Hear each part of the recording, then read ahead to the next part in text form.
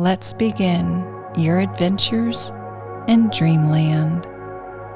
Soft, surreal, and slightly cheeky sleep stories with awe and wonder.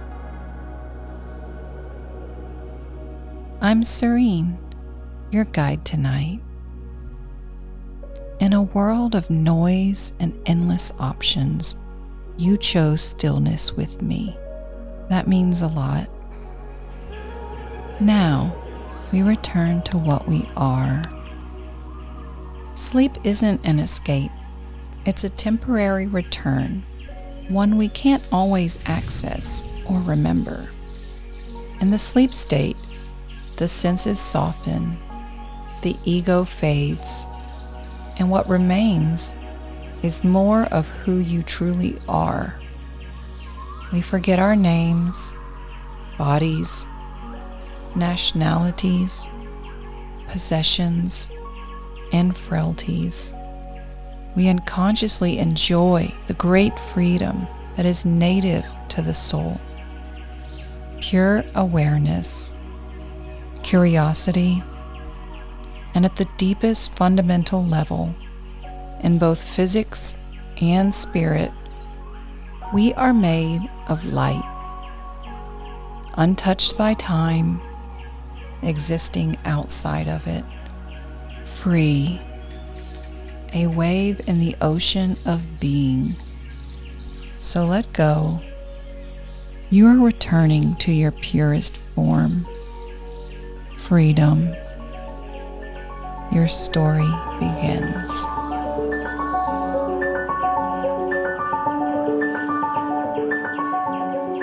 Okunoin Cemetery, Mount Koya, is episode 92, the fourth story in our Dead History miniseries, and part of our Dream Grounding playlist, where we travel the real world to find the quiet beauty in places and people worth knowing. 1. The Forest Gate. The silence finds you first, not the absence of sound, the presence of quiet, a quiet so deep and so layered it feels alive. Moss absorbing footsteps, bark absorbing rain, 800 years of cedar forest absorbing everything that's ever been said beneath its canopy and holding it like a breath it hasn't decided to release. You look up. The trees are enormous, cathedral enormous. Their trunks rise 50 meters into a canopy so thick the sky is reduced to fragments, pale green pieces scattered between branches like glass in a mosaic. How did I end up in a Japanese forest cemetery at dusk? Either you fell asleep during a meditation app and it got extremely ambitious, or this dream has a spiritual director and a very generous production budget. Not that you're complaining. Stone steps descend before you, worn smooth by 1,000 years of pilgrims. The air smells like moss, wet cedar bark, incense drifting from somewhere you can't see. On either side of the path, tombs, simple stone, weathered, green with moss, leaning with age. Some are tall and narrow, carved with Japanese characters, so old the rain has softened them into whispers. Some are short and round, wrapped in moss, so thick they look like they're being slowly reclaimed by the forest. Over 200,000 of them, lining a 2-kilometer path through the oldest, largest, most sacred cemetery in Japan. Okunoin. A stone lantern glows ahead, warm and gold, and just enough to say, "This way." There are more beyond it, and more beyond those. The entire path is lantern lit, a trail of small flames leading deeper into a forest that feels less like a place you walk through and more like a place that walks through you. You take the first step. The stone is cool beneath your feet. The forest breathes. 2. Kenji. He's standing beside a stone basin where the path bends, hands folded, as still as the tombs around him. Kenji, mid-60s, shaved head, simple robes the color of charcoal. His face is calm in the way that certain faces become calm after decades of practice. Not empty, but settled, like water that has stopped moving and become clear. He has tended this path for 30 years. Before that, he was a salaryman in Osaka. Suits, trains, 14-hour days, the whole machinery. He doesn't talk about why he left. He talks about why he stayed. Okunoin, he says. His voice is soft, the way people speak in libraries and forests, where the acoustics belong to something older than conversation. The most sacred cemetery in Japan. Over 200,000 graves, along a path through cedar forest that is 800 years old. Some of the trees are older than that. Some of the graves are older than that. The forest doesn't keep track. It just grows. He begins to walk. His footsteps make no sound. Yours make all the sound. This is slightly embarrassing, but he doesn't seem to notice. Or if he does, he considers your noise a forgivable human condition, like snoring or impatience. This is Mount Koya, he says, founded in 816 AD by Kobo Daishi, the monk who brought Shingon Buddhism to Japan. He built a monastery, then a temple, then a community, and then, when his work was done, he entered meditation and never came out. He lets that sit for a moment. The cedars hold it for him. We will visit him at the end of the path. He is still there, waiting, a small smile. But first, the others, the generals, the monks, the poets, the companies. The smile deepens slightly. Yes, companies. You will see. Japan is a country that believes everything deserves a memorial. 3. The warlords. You cross the Ichinohashi, the first bridge, and enter the cemetery proper. Kenji bows. You bow. Even the mist seems to bow, lowering itself between the stones, as if the bridge is a threshold the weather respects. Beyond it, the forest deepens. The cedars close overhead. The light turns green. Not dark, not dim, but green. The kind of light that exists inside old forests, where the sun has been filtered through so many layers of leaf and bark and time that it arrives at the ground, changed, humbled. The tombs rise on both sides in rows, so dense they look like a crowd that turned to stone mid-conversation. Kenji stops beside a cluster of large monuments, their stone dark with age. Oda Nobunaga, he says, gesturing to one. the warlord who nearly unified Japan through fire and ambition. And there, Toyotomi Hideyoshi, his successor, and beyond, Tokugawa Ieyasu, the one who finished the job and ruled for generations. These men spent their lives trying to destroy each other. Armies, castles, betrayals, sieges. They reshaped an entire nation through war.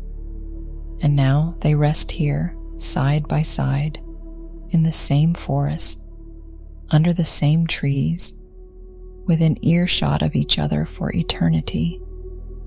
This was deliberate. The belief is that in the presence of Kobo Daishi, all conflict dissolves, all enmity releases. This cemetery is not just a resting place. It is a peace treaty, written in stone, signed by moss. A spider has built a web between Nobunaga's tomb and Hideyoshi's, connecting the two warlords with a thread of silk so fine it catches the lantern light like a single golden hair. Kenji sees it too. Even the spiders, he says softly, are working on reconciliation. 4. The company of the dead. The path shifts. The ancient gives way to the unexpected. Among the moss-covered samurai stones, something catches your eye that doesn't belong, or shouldn't belong, but does, because this is Japan, and Japan has a way of making the strange feel inevitable. A tomb shaped like a rocket. You stop. You look at Kenji. Kenji looks at the rocket. Aerospace engineer, he says. His company built satellite components. When he died, they built him a rocket. It points up. I like to think that was intentional. Further along, a monument from Panasonic, sleek, modern, granite, honoring the company's deceased employees collectively. Beside it, one from Nissan, then a coffee company, its memorial engraved with a stylized coffee cup, because even in a sacred forest, caffeine finds a way. And then, the termite, a tomb in the shape of a giant termite, life-sized, maybe bigger, erected by a pest control company. It is a memorial to the termites, Kenji says. He says this with no irony, none. The company's business is to destroy them. But in Shingon Buddhism, all living beings possess Buddha nature. All life has value. So the company built a tomb to honor the creatures they have killed. An apology, written in stone. You stand in front of a giant stone termite in an 800-year-old sacred forest and think, this might be the most Japanese thing that has ever happened to anyone. Kenji allows himself a slightly larger smile. It surprises visitors, but this is what makes Okunoin different. It does not separate the sacred from the ordinary. It holds them together. All work is worthy of remembrance. All beings deserve acknowledgement. A warlord and a termite rest in the same forest, under the same trees, in the same quiet. He gestures ahead. Now we go deeper. The lanterns are waiting. 5. The Hall of Lanterns. The bridge stops you, not physically, just a feeling, a shift in the air, like stepping from one room into another in a house you've never visited but somehow recognize. The Gobyo no Hashi, the bridge of the mausoleum, the final crossing before the innermost sanctuary. Kenji bows, a full bow, slow, deliberate, his body folding at the waist with the quiet certainty of someone who has done this 10,000 times and means it more each time, not less. You bow too. You don't decide to. Your body decides for you, the way bodies do in places that are older and more serious than the mind that brought them there. Beyond this bridge, Kenji says, no photographs, no food, no loud voices. The ground here is not just sacred, it is inhabited. You cross. The path leads to a building that glows, not from electricity, from fire. Thousands of small fires, each one contained in a lantern, hung from the ceiling, or set into alcoves, or placed along the floor in rows, so dense the room looks like it's made of light.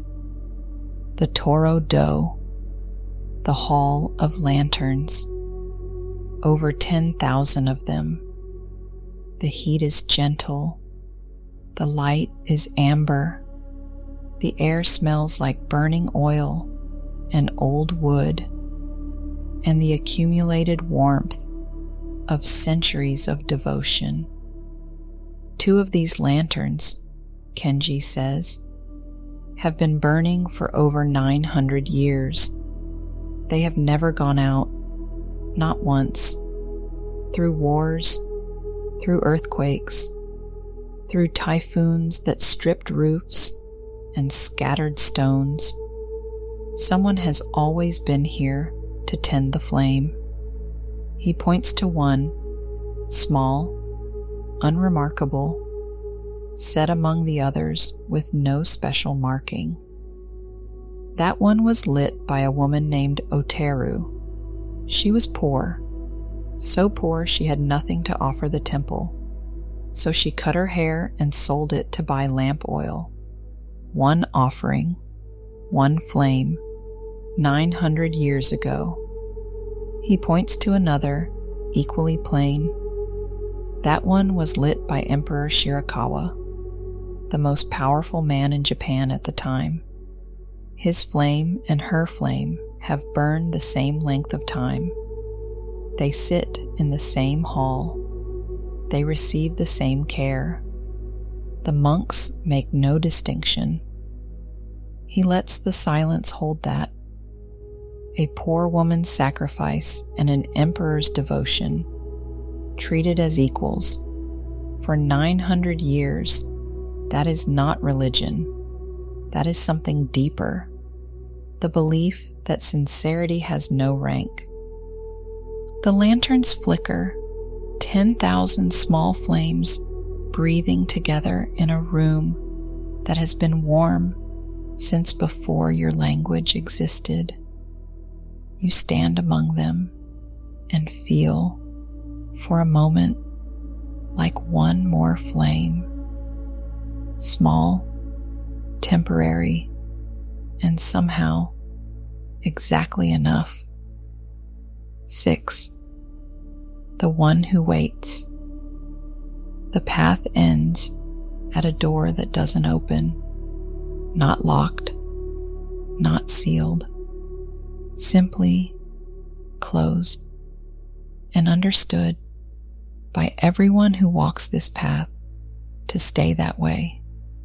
Behind it rests the mausoleum of Kobo Daishi, the monk, the teacher, the founder of Shingon Buddhism, the man who walked up this mountain in 816 AD and never truly left. He is not dead. that is the belief, not metaphor, not poetry, doctrine. In 835 AD, Kobo Daishi entered a state of eternal meditation called Jizo. He sat, he closed his eyes, his breathing slowed, and he has not stopped meditating since. The monks of Mount Koya believe he is in there now, sitting, waiting, not for death. Death has no appointment with him, waiting for Moroku, the future Buddha, who will arrive in approximately 5.6 billion years. Kobo Daishi is patient. He has time. Twice a day, Kenji says, his voice at its quietest register, the one below whisper, the one that vibrates in the chest rather than the throat. The monks prepare a meal for him: rice, soup, pickled vegetables, tea, carried from a special kitchen to this door on a tray by a monk who has trained for years to perform this single act. The monk enters, sets the tray down, changes the robes laid out inside, speaks a prayer, leaves, the door closes. This has happened every morning and every evening for nearly 1,200 years. It has never been skipped. Not during the wars, not during the earthquakes, not during the pandemic. The meals continued because he is still here, and you do not leave someone waiting. 1,200 years. You try to hold that number in your mind, and it slips, the way large numbers do. 1,200 years of someone cooking rice, carrying it up a hill, and setting it before a closed door. Not because anyone can prove the man inside is listening, but because the promise was made, and the promise is kept, and the keeping is the point. The incense smoke rises in a thin, steady thread. The same thread it has been rising in since the 9th century, unbroken, unhurried. This, Kenji says, is what devotion looks like when you remove the audience. No one films this. No one applauds. The monk carries the tray. The door opens. The door closes. And 1,200 years of faith continues because someone decided it was worth continuing, and every generation since has agreed. A bell rings somewhere in the temple complex, low, single, the kind of sound that doesn't break silence but deepens it, the way a stone dropped in still water doesn't disturb the surface but reveals the depth. 7. Oyasumi Nasai. The walk back is different. Not the path. The path is the same, but you are different. Lighter in some way you can't name. As if something you were carrying when you arrived has been set down somewhere along the path, and you forgot to pick it back up. Kenji walks beside you. He has lit a paper lantern, a small one, round, its light barely brighter than a candle. It swings gently from his hand, casting a warm circle on the gravel that moves with his steps like a golden footprint. The stone lanterns along the path glow in the mist. They mark the way forward and the way back. And somehow, in this place, those feel like the same direction. Kenji speaks one more time, not loudly, to give the silence a shape. In Shingon, we believe that everything is connected. The warlord and the termite, the emperor's lantern and the poor woman's flame, the monk who carries the meal and the teacher who waits behind the door. Nothing is separate. Nothing is finished. Everything is still happening, still becoming. He stops at the Ichi-no-hashi, the first bridge, where you entered, where the cemetery begins or ends, depending on which direction you're facing. He turns to you, bows, that same slow, full bow, the one that means everything and says nothing, the one your body returns before your mind catches up. Oyasumi nasai, he says. Good night. The words are soft and precise, placed into the air the way you'd place a stone on a path, carefully where it belongs, so someone else can find their footing. He walks back into the forest. The paper lantern swings. His robes disappear into the mist. The forest holds its breath. The lanterns burn. The moss grows another fraction of a millimeter, its only urgency. Somewhere beyond the door that doesn't open, a man who sat down 1,200 years ago is still sitting, still waiting, still patient.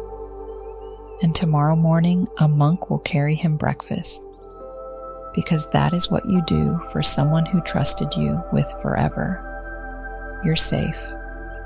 Sweet dreams. Good night.